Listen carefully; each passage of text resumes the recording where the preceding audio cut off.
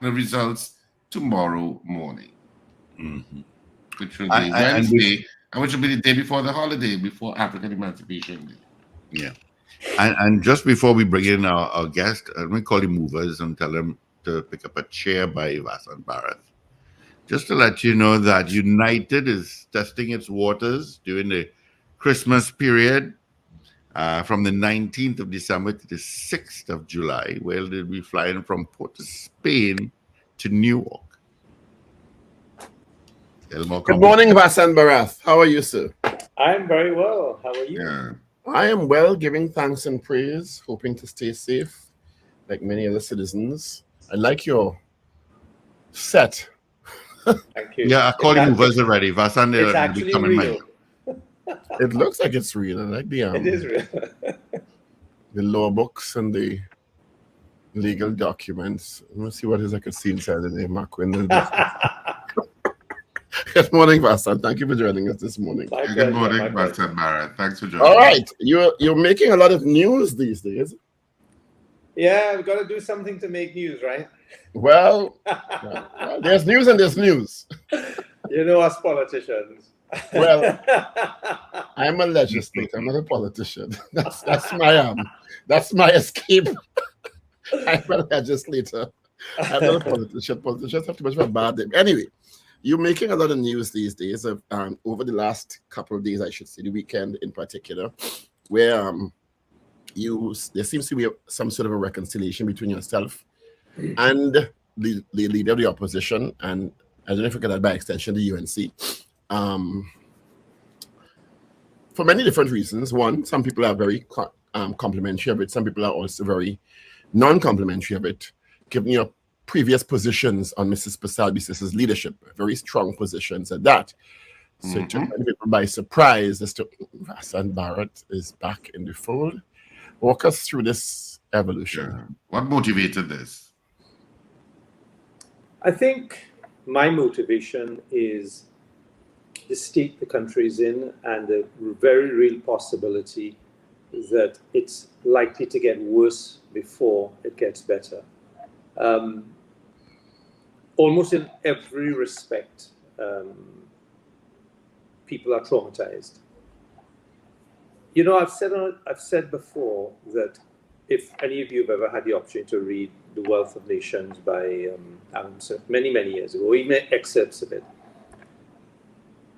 in that epic economic text, he wrote that the role of government really comes down to three basic things. The first is national security of the borders, which at that time related to obviously invasion of all invading forces on the borders.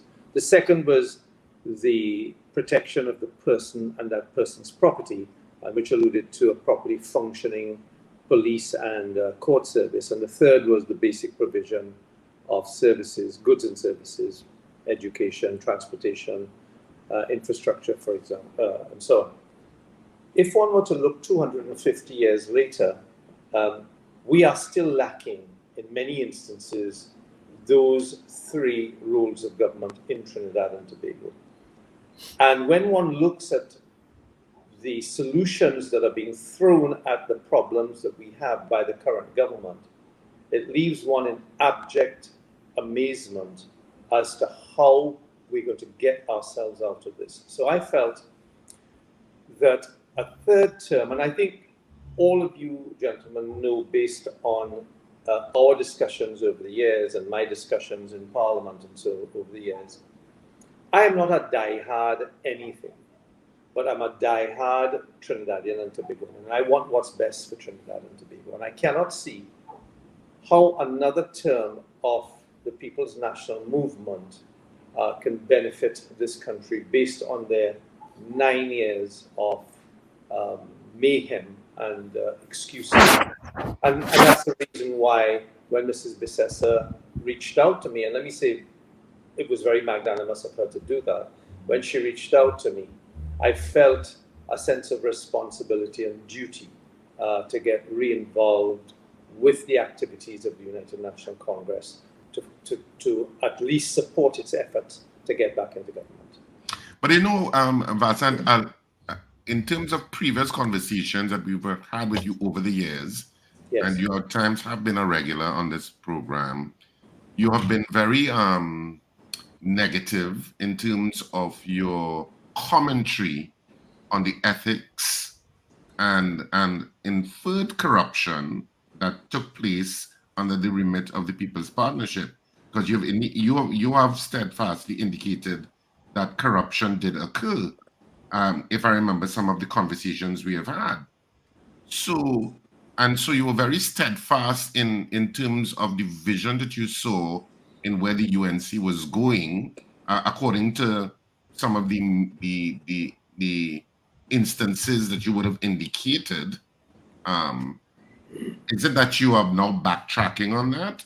No, I'm not denying. No. I'm not denying for a moment that certain issues, certain instances, and they're well documented. They're before the courts at the moment, right?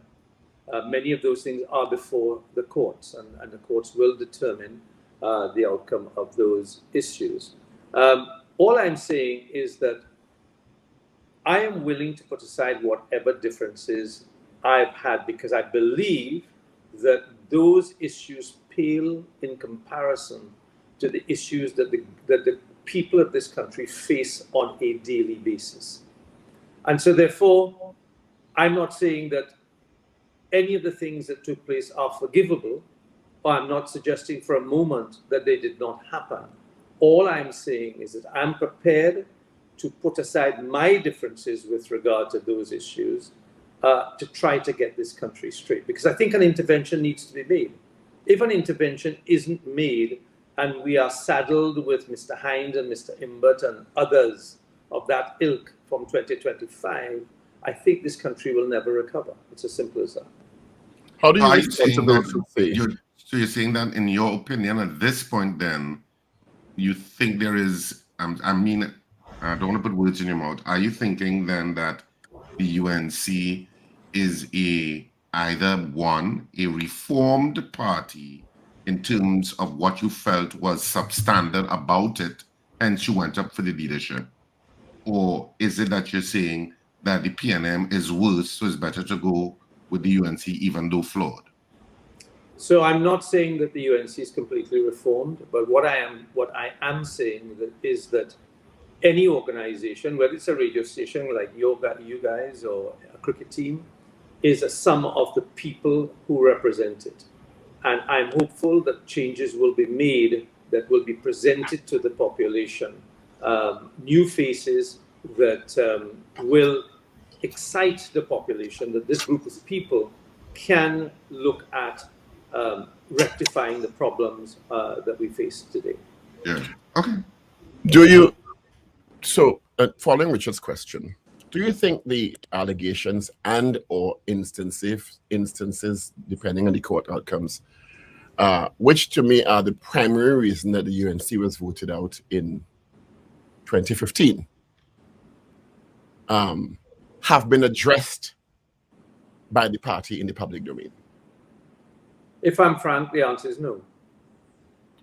So people looking on will say these issues have not been addressed adequately anyway, to give the public a sense that, well, there have been some mea culpas, and we have done the introspection as a party and as a leadership to transform the party, as Richard puts it, to be a viable alternative. How can the public say, well, yes, there's been an acknowledgement that shortcomings have taken place at a significant level, and now we have done the introspection and we are ready to present a new iteration of the party for consideration at the polls 2025? Because you yourself have had very strong statements on these issues, even when you advance yourself for leadership and during the last couple of years of the UNC in opposition.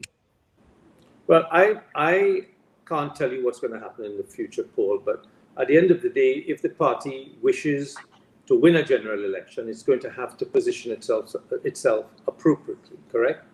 And if it is that public sentiment is very strong against certain members of the party, then the leadership of the party and the screening committee will have to take that into account when new candidates are being offered to the population.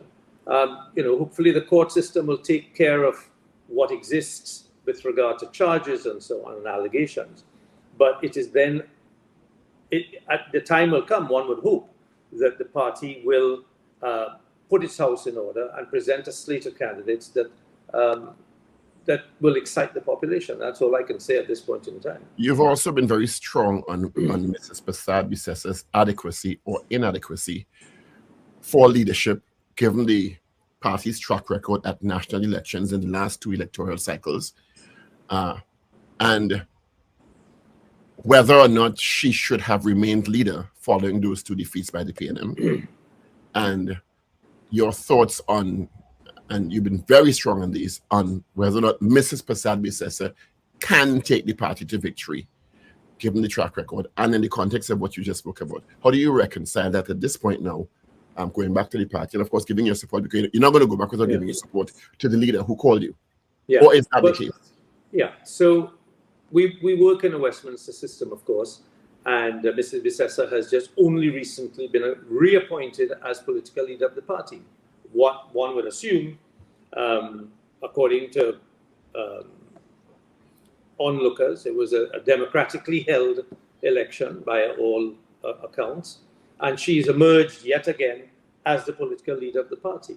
So clearly one has to respect that if one's going to work with the organization, you've got to work with those who've been democratically elected in the positions. Now, I have certain very strong positions which I've expressed with regard to building the party out as an institution, going to ground and building the party groups, building the constituency executives.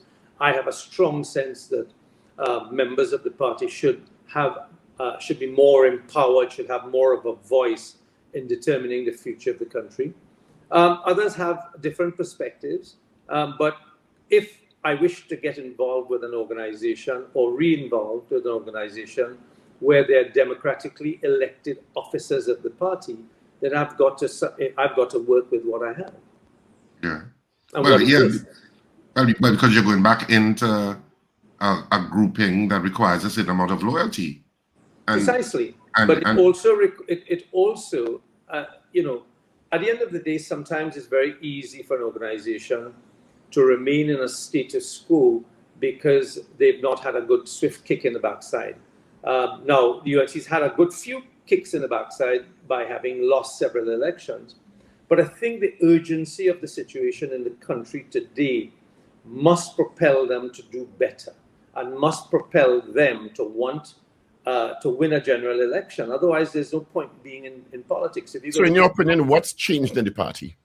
What's changed now? If anything. But first of all, Mrs. Bissessar magnanimously reached out. That tells you that there is some willingness to change the direction in which the party goes, and also to reflect to the general population that we are looking to change the way we do things. I mean, she knows my personality. She knows hopefully what I'm capable of achieving.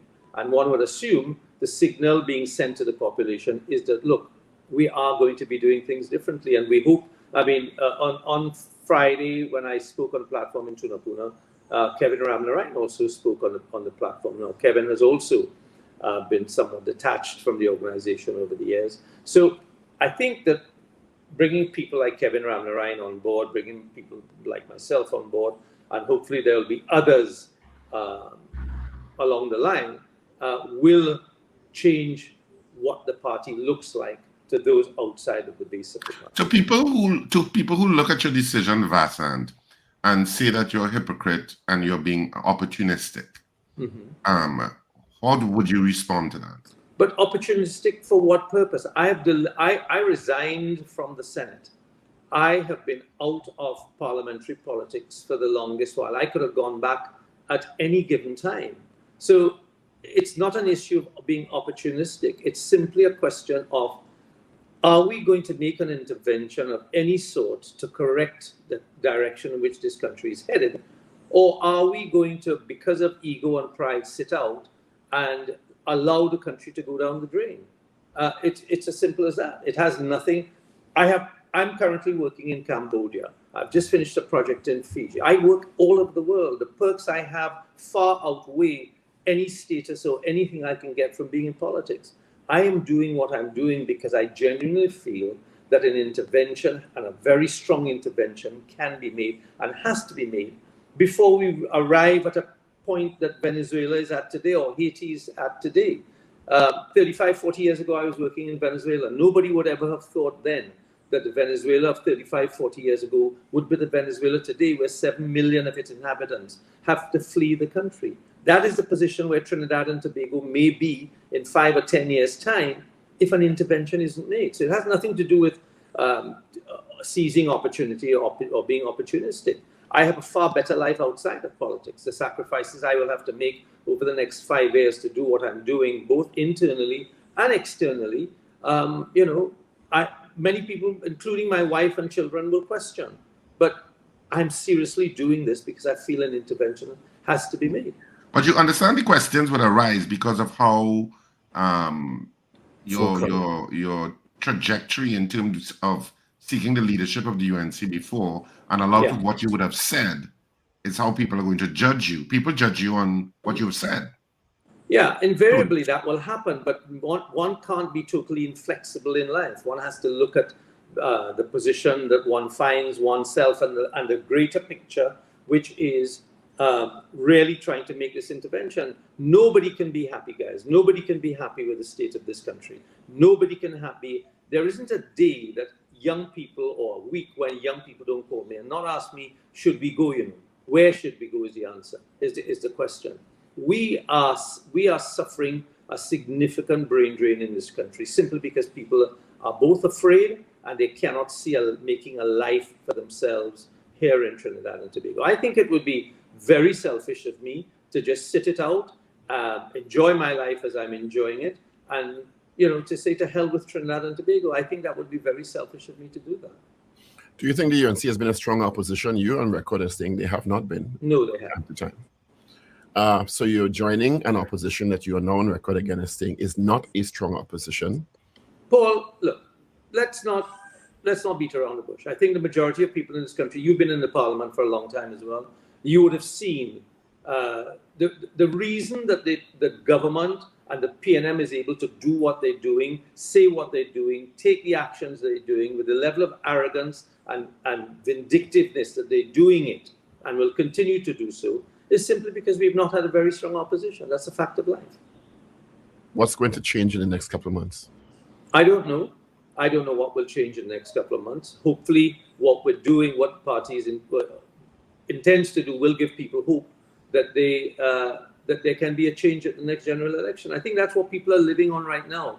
When Minister Imbert came in 2015 and he said that the country is living on fumes, well, I think the country is just living on hope at this point in time, that hope that better will come and that someone will rescue them from the trauma that they've been undergoing for the last 9 years. While I think people will say, in principle, Vasant is making sense. In a practical sense, based on what you have said the opposition is not a strong opposition. You have admitted that the opposition is not accounted for allegations of corruption and mismanagement at some level. You're coming in 9 years in opposition and now saying, because you have rejoined the party, being a part of the government that was voted out in 2015, that there's going to be a change, and we're not hearing what the changes are going to be. So I don't know what changes the are going to be questions. for. Yeah. I don't know what the changes are going to be, and I'm not saying it's going to be because of me alone. I'm saying that it requires a number of people, and I mentioned Kevin Ramnarine as another person who came in and spoke on the platform on Friday, and hopefully there'll be other such people that will give the population hope that better is ahead for them. Were you surprised when you received the call? Was the call brokered by some external agent? And if you can, because it's a private conversation, what was that conversation like with Mrs. Persad Bissessar? Well, it is a private conversation, Paul, and I don't think any of you would expect me to divulge the contents of that conversation. Were you surprised at the call? Yes, I was surprised at the call, but I suspect that Mrs. Bissessar, I'm sure it wasn't a knee-jerk reaction. I'm sure she must have been thinking about it for some time. But I think the call came, and I answered her call to come back and assist with with building the organization, which I've been a part of for 25 years. What do you want to see most happen with this party? Because as you said, I you're would like to rejoining see- amid what, as you described, as great sacrifice. Yeah, I would like to see the party being built properly as an institution that survives its leaders, whoever those leaders will be in the future. I would like to see greater participation by the members of the party, that they're allowed to voice their opinions in forums, that empowers them to feel that they have skin in the game, and that this is a big political family. I would like to see the party positioned in such a way that young people want to join and become members of, so that when they pull out their party cards, they can feel proud to be a member of the United National Congress. You want to see a party where people can voice their opinions. Recent history doesn't seem to indicate, given the so-called dissidents' position and how they have been chastised in the public domain by members of the leadership of the party. So if recent history is any evidence of that, of your aspiration for the party, how do you respond to that? Because recently we had Dr. Ragbeer, Mr. Parry, etc., being called dissidents, being called traitors because they sought to voice a different position. So you asked me what I would like to see, right? Not what exists now. So I'm telling you what I would like to see for the party in the future. So the country is facing security challenges, as you said. If you don't have national security, citizen security, I don't think anything else follows after that. There's some level of economic uncertainty. With all of that on the table of the country, in front of the country, by you rejoining the party, I guess you're saying by implication that you think the present UNC or an evolved UNC is the way out of all of this? In Trinidad and Tobago, we have one of two alternatives, right? The PNM or the UNC. Let's be frank. Let's be honest about it. It's the same that exists in the United States. The same exists in the United Kingdom and many other parts of the world. And the change can only come through one of these organizations. I'm a member of the United National Congress. I've been a lifelong member. And so therefore, the pathway to making the change for me is through the United National Congress. I don't think that this country has much time. I don't think we have the luxury of time. So that from my perspective, this is an opportunity together with Mrs. Bissessar and other members of the team, and hopefully new members of the team as well, we will be in a position to do a far better job than currently exists. And I don't think anybody doubts that from 2010 to 2015, the country felt a greater sense of comfort in every respect, whether it's from an issue of national security, whether it was an issue of the security of jobs, and the projection of a better future for most young people. I think those all existed 2010 to 2015. I think none of those things, I think it's the exact opposite today. And this is why I feel genuinely that another term of Mrs. Imbert and Hines et al. Is not going to be good for the country. We discussed earlier on the opposition strength in the parliament in both the lower and the upper houses, which you've said you don't think the opposition has been a strong opposition. Do you think you can make a difference? Well, it would have to be through the Senate, and can we expect to see you in the Senate soon? Well, me being in the Senate is clearly not up to me. That's for the leader of the opposition to determine. I believe that I have a contribution to make in the Parliament of Trinidad and Tobago, whether it's through the Senate or whether it's in the lower house. But I also believe that in itself is not going to be enough to tilt the balance. You really do require to present a group of people who has the confidence of the population. One person alone is not going to move the dial significantly to be able to make that change. Look, you guys are in the media all day. Paul, you're in Parliament. The country is traumatized at every level. There's nobody that feels happy in Trinidad, whether it's from a safety and security issue, whether it's from an issue of their businesses not getting foreign exchange, whether it's an issue of you're not sure whether or not you're going to go to work tomorrow and be laid off, whether it's you get sick and you can't afford. If you get sick in this country with a major illness, you probably will die if you can't afford private medical health care. We are seeing what's happening in our schools with the kind of decay in behavior, with teenage pregnancies, with bullying, sex videos, abusive behavior towards teachers. We are not able, guys, after 70 years of independence, we're not able to feed ourselves. 85% of the food items in a supermarket is imported. We're now importing all of our energy needs. We are heading to a very, very bad place.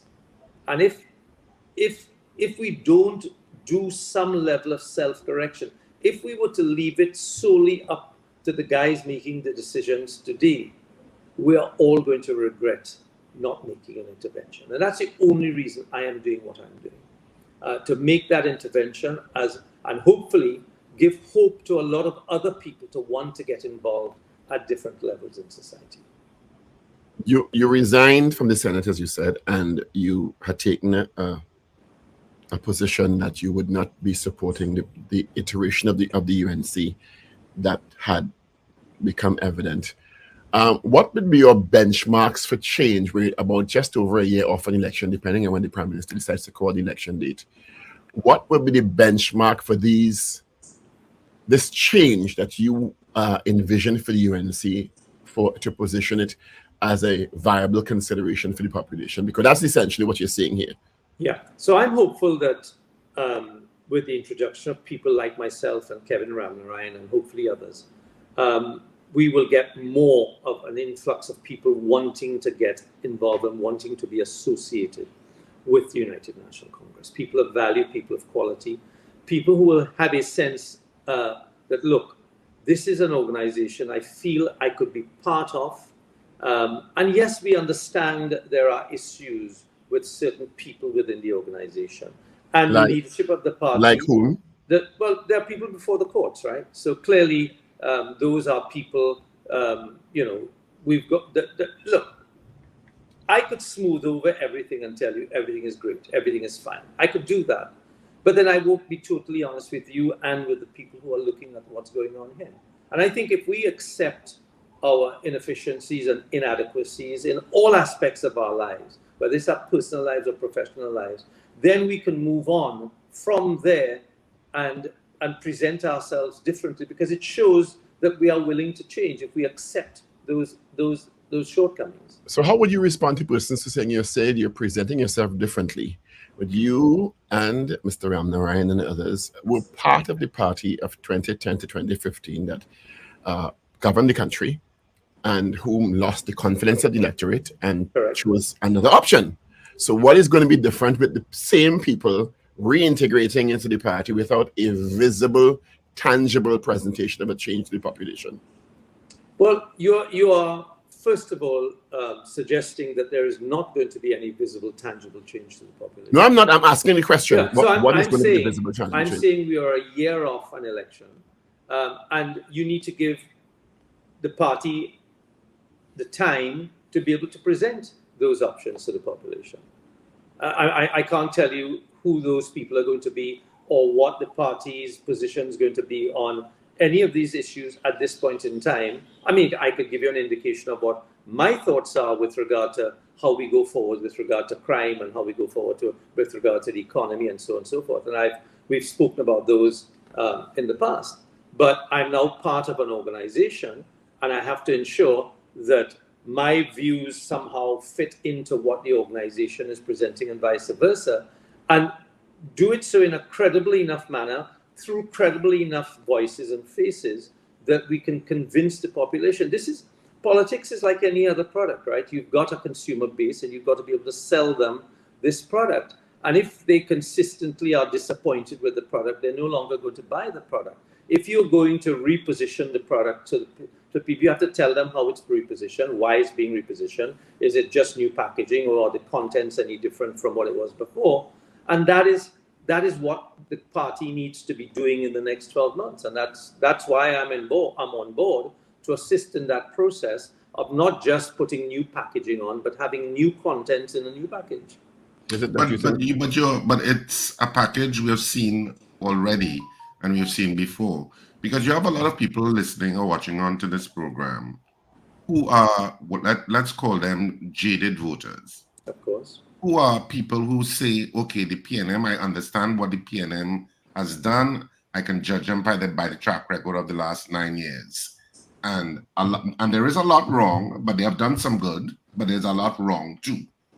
Similarly, I mean, people will assess the UNC in the same way, but for a lot of independent voters that are not aligned to any UNC base or PNM base, that issue of hope that you talk about, that thing called hope, and hope in the future, it's a very tradable thing in politics, and how you can get people inspired to believe in the message that you can transform and make my life better. The PNM has its own story, the UNC has its own story, but for a lot of voters, neither of them are trading in hope. And so how is that, because you mentioned that word hope earlier in this conversation, how is the UNC going to give hope? Because you have a track record by which we can judge you, and a lot of the politicians that are coming back is an assemblage of what we have seen before. So what is injecting this new energy and this new hope, which a lot of times Trinidadians say, oh, the same old recycled people we're seeing in both parties. They give both parties that kind of thing. You know, I mean, okay, the UNC has some young upcoming ones. You have the Saddam Hussein, you have the Anita Haynes, and of course you have on the PNM side, you have the Marvin Gonzalez and stuff emerging. But by and large, for a lot of Trinidadians and Tobagonians who are not of the base of either party, it's like, where do I get hope in the politics, that the politics is going to drive and really move this country forward in a way that's transformative like I've never seen before? So I would like for the UNC to get to a position where it's not seen as the lesser of the two evils, okay? Because a lot of people tend to think, well, oh gosh, we only have the choice of two, and it has to be the lesser of the two evils. Every election cycle, right? You hold your nose and you vote for the lesser of the two evils. But I come back to the points I was making earlier on with regard to building the party from the ground up and involvement of more and more people. I genuinely feel, guys, that if we go to the ground and we start to build this party with some credible faces, what's going to happen is those same young people that Richard, you spoke about, they will get involved in a meaningful way. They're the ones who are going to be the flag bearers for hope in the country. But it has to be done in a genuine and non-cosmetic way. And I've spoken about this on many occasions in the past. To me, that is the only way that the United National Congress is going to be in a position to reposition itself in the eyes of people. Hopefully, it will help that a few people who've been around before, who've been around the block, who understands how the parliament works, how a cabinet works, will add some value to that. But I think genuinely we've got to have more people involvement. But as Richard said, Vasant, the both parties have injected young people. The UNC has injected bright young people. Saddam Hussein, Anita Haynes, Khadija Amin. The PNM has injected Marvin Gonzalez and many others. But somehow the young people become subsumed into the old way. So is it that because they both have injected young people, but we don't see a change in the way the parties generally operate? What's going to make the difference this time around? And are you willing to take some calls? I Have I ever? I'm not declined sure, the but option? we have a protocol. We have to ask. Of So course, the lines are open. Our guest is Vasant Bharath, and keep your comments and your questions respectful. Yeah. So what's going to make the difference? Because they both parties And so the have point I infused was new blood. making, the point I was making, Paul, was not necessarily the injection of young people in the parliament only. I was talking about the involvement of young people throughout the organization, and that's what would build the hope. The lines are open. Our guest is Vasant Bharath.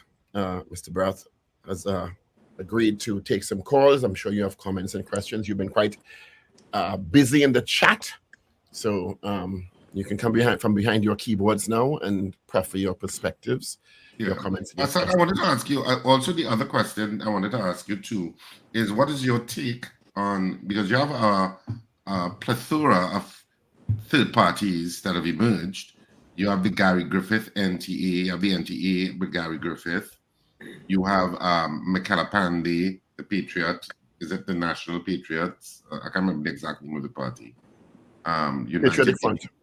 Patriotic Front. You have Michaela Pandey. You have Gary Griffith. Hope. And you have Hope with Karen Teixeira and etc. So where do these parties fit in? Do you think they are irrelevant to the process, or do you think that they can, in fact, make some impact in getting some seats, or are you open as a member of the UNC for them aligning with the UNC? I think the names you called are people who can add value to any organization, and particularly a political organization. I am not a great fan of coalition politics when it is coalition politics for the sake of winning a general election.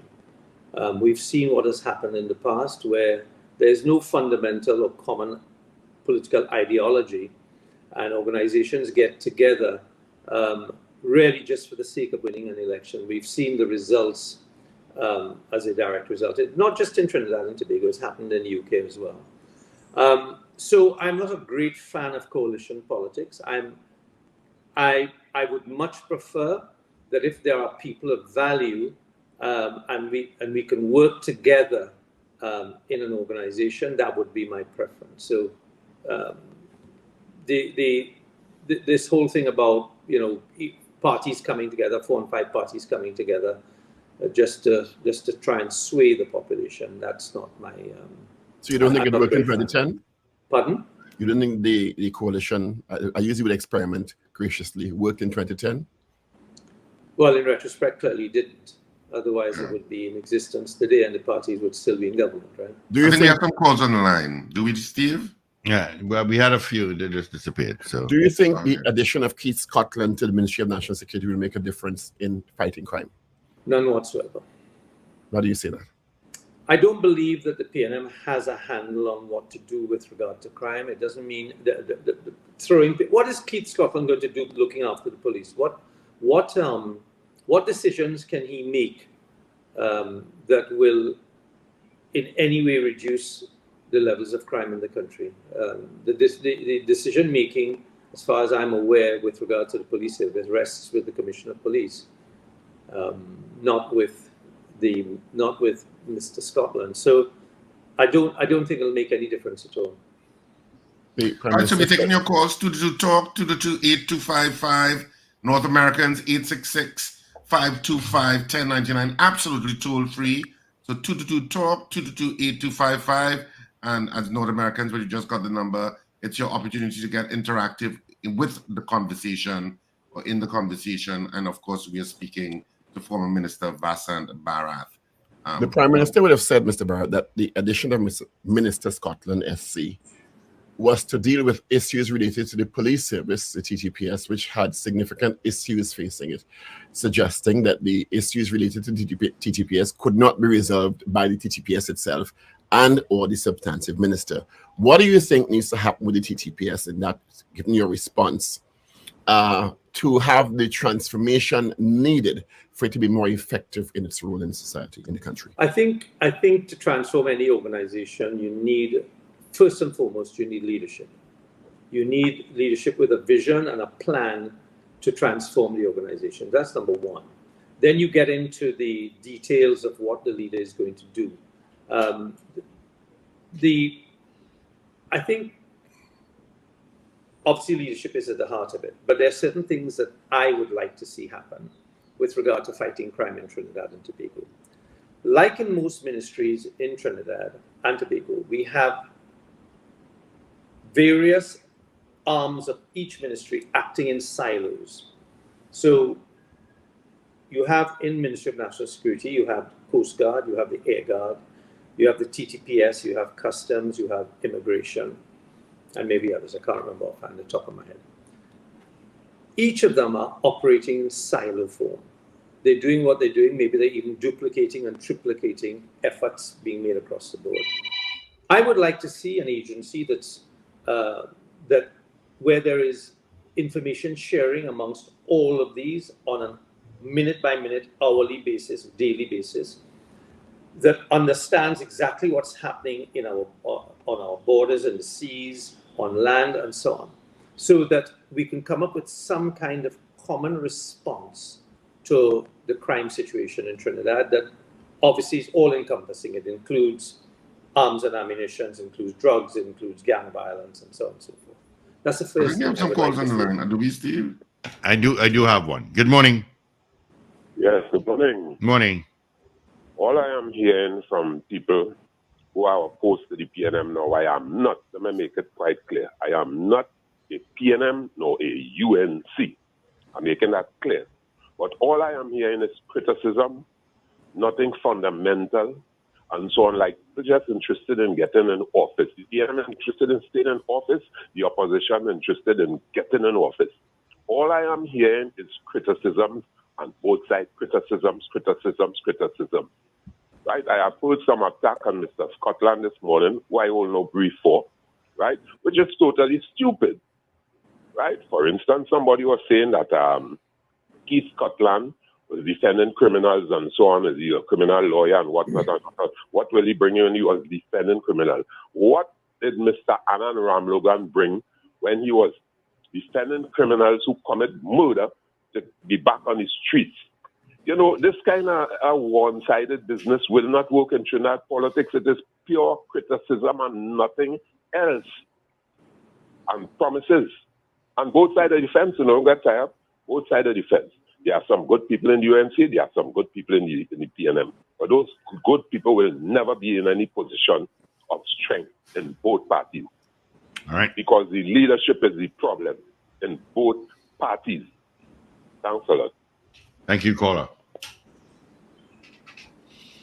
And that's the sentiment of many people in the country, Vasant, that they look to the left, they see one thing, the popular phrase is two sides of the same coin. Although I know there are people who disagree with that because the parties are fundamentally different. But there's a cadre of people in this country who they just, it's like, they're apathetic because they don't see a choice they're really passionate about. But Paul, are they fundamentally different though? I mean, you said a statement, they're fundamentally different. They have different philosophies. What's fundamentally different from the UNC, from the PNM? Yeah, I think the parties have a philosophy. Well, I ask him Vasant, because he's a member of the UNC, you're not. What's the fundamental difference between the UNC and the PNM? I think the fundamental difference is that we had a stated policy from 2010 to 2015 that all of our policies would truly be people-centered. I think when you listen to Mr. Imbert, you will see that is clearly not PNM philosophy. When he talked about, very arrogantly in my mind, very condescending, not arrogant, but very condescending manner, when he talked about, raising the price of gas and they haven't rioted yet and so on. I think that there's a fundamental difference in our approach to government where Mrs. Bissessar in particular was very adamant that our policies be people-centered. And a good example is the Children's Life Fund. And there were others along those lines. But I think that's the major fundamental difference. Yeah, I'm sure there are PNM people that will disagree with you, and they were saying, but they are very people-centered too, and they have a lot of things for the people in terms of their provisions. So that's why when people say that the parties are fundamentally different, that always raises a red flag in my mind. I'm like, how are they fundamentally different? The Democrats and the Republicans are fundamentally different. You can see from their philosophy very clearly how they diverge. That distinction is not that clear between the UNC and the PNM, at least in my opinion. Maybe I'm not seeing it. But I want to come back to the discussion on crime. You're asking me, and so the first thing I would do is ensure there's information sharing, proper information sharing between all of these silos. So at least we know what's going on and where it's happening. The second thing I would like to see is Dr. Rowley made a statement, which I criticized him for, which was that people are not reporting crimes. Well, people are not reporting crimes because they're afraid to report crimes. Let's be very honest. If you see a crime taking place outside your window, you're probably going to draw the curtains and just hope that you're safe, right? So you're not going to report crimes. A good example was that gentleman who was asked to help the police officer in Port of Spain recently. And they went back and then they went back and arrested him subsequently. That is ridiculous, you know. And if the police force or if the Commissioner of Police wanted to allay people's fears or at least repair some of the reputation that the police service has lost, she would have made a statement the following day saying that all these charges have been dropped. Because no one in their right mind, I certainly wouldn't, if I saw someone being wrestled to the ground by a police officer and being asked, I would think twice, because I don't know who that person on the ground is, and I don't know whether that person is going to come back for me tomorrow, having helped, or one of his friends are going to come back for me tomorrow. And that's the environment, unfortunately, we've created and self-inflicted upon ourselves that you know we live with on a daily basis. So coming back to the issue of crime, when Dr. Rowley said that people are not reporting crime, well, they're not reporting it because they're afraid, and therefore, who would go and report crime and even be willing to be placed in a witness protection program when most witnesses in the country who've been placed in those programs have been killed, right? So these are all issues. So if we strengthen our witness protection, is that an accurate statement? That most, we've known, well, I don't know if most, but certainly witnesses have been killed. You said most. Well, I'm sorry. A lot of witnesses that have been reported have been killed over the years. When they came out of the witness When they protection came out program. of the program. Even whilst they're in the witness protection program. I don't know of any instance. Of course. Can you refer I don't to know the one? names, but there have been witnesses who have been killed who was about to give evidence and they were being protected by police. They may not have been anonymous at that point in time yet, but they were going through the process and they were killed. It's a matter of record. I can't give you their names. My understanding is that when they left the system against advice, they may have been killed. But That's when they were killed. That's what I know. But that's my I understanding. don't know that they've been killed in the system. Yeah. Vasant, we're running out of time. Your closing comments on what needs to happen in this country, in your opinion, in the next 6 months to a year. I think that the United National Congress has to be resurgent and put forward its plans for the country in a forceful way through people who the country can trust. I think the population is ready to give the United National Congress that opportunity to do so because of the level of trauma they're suffering in every aspect of their lives. And I think that I don't think that things are going to get any better under the current regime, but I think most importantly, the ability to give hope to the population now rests with the United National Congress doing what is right, which is going back and rebuilding bridges with people and rebuilding the party from the ground up so that the party can present itself as a viable force, as in fact as a whirlwind that will remove the people's national government. And it has nothing to do with me disliking the PNM as a party. But I do believe that the people who are the wheel of the party don't know what they're doing. And they're going to steer the ship to hit an iceberg, which they've already done, and we're sinking. So it's time for a rescue mission. And I'm hopeful that the UNC will do what's necessary to put itself in a position to create to ensure that rescue mission takes place when the election is called. Vasant Bharath, thank you for being with us this morning. Always my pleasure, guys. Thank you so much.